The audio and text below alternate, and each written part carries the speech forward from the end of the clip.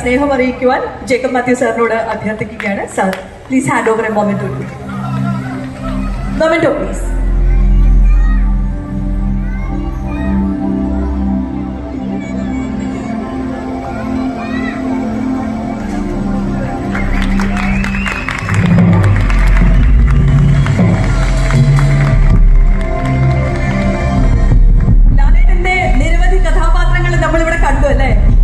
അദ്ദേഹത്തിന്റെ കഥയാട്ടത്തിനായിട്ട് ആർട്ടിസ്റ്റ് നമ്പൂതിരി വരച്ച സ്കെച്ചുകളുടെ ഒരു സമാഹാരം കൂടി ഈ സമയത്ത് നമ്മൾ സമ്മാനിക്കുകയാണ്. പ്ലീസ്, ആർട്ടിസ്റ്റ് നമ്പൂതിരി ലാലേട്ടനായി വരച്ച കഥയാട്ടത്തിന്റെ സ്കെച്ചുകളുടെ സമാഹാരമാണിത്.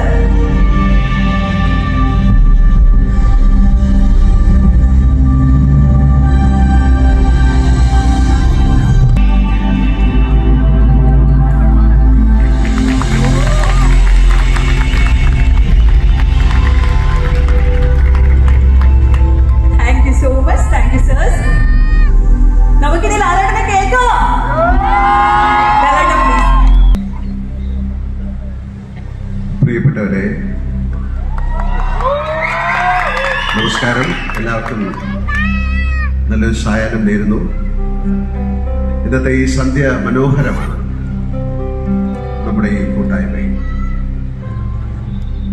ഭാഷയും എഴുത്തുകാരും കലയും കലാകാരന്മാരും ആഘോഷിക്കപ്പെടുന്ന മനോരമ ഹോത്തൂസിന്റെ സമാപന വേദിയിൽ നിൽക്കാൻ കഴിഞ്ഞതിൽ എനിക്ക് അതിയായ സന്തോഷമുണ്ട്, ചരിതാർത്ഥ്യമുണ്ട്, അഭിമാനമുണ്ട്. മലയാള മനോരമയുമുള്ള ദീർഘകാല ബന്ധം മാത്രമല്ല അതിന് കാരണം. പ്രിയപ്പെട്ട ശ്രീ യേശുദാസിന്റെ, നമ്മുടെ എല്ലാം ദാസേട്ടന്റെ വിദൂരത്ത് നിന്നാണെങ്കിലുമുള്ള സാന്നിധ്യം ആണിതിന് കാരണം.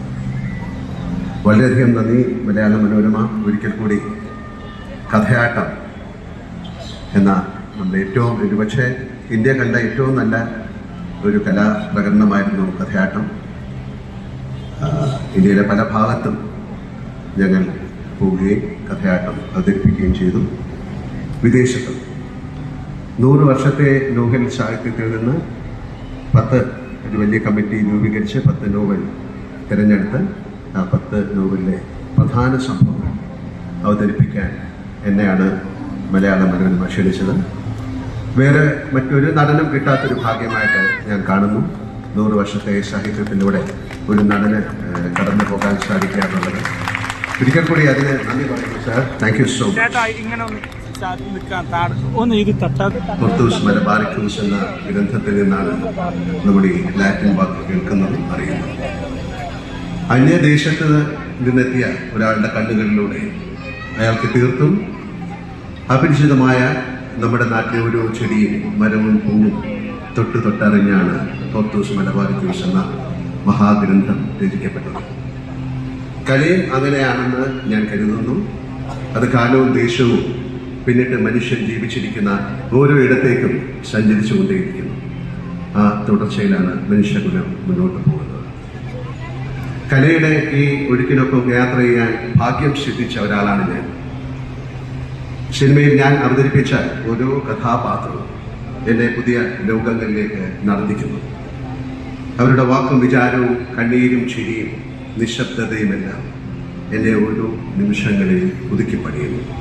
ഒരു കലാകാരന് ലഭിക്കുന്ന കലയുടെ അനുഗ്രഹമാണത്. കലയെയും സാഹിത്യത്തെയും ആഘോഷിക്കുന്ന മനോരമ ഹോത്തൂസ് ഇത്തവണ ചരിത്രമാകാൻ പോകുന്നതിൽ അതിന്റെ പ്രധാന കാരണം ദാസേട്ടനാണ് എന്ന് ഞാൻ വിശ്വസിക്കുന്നു.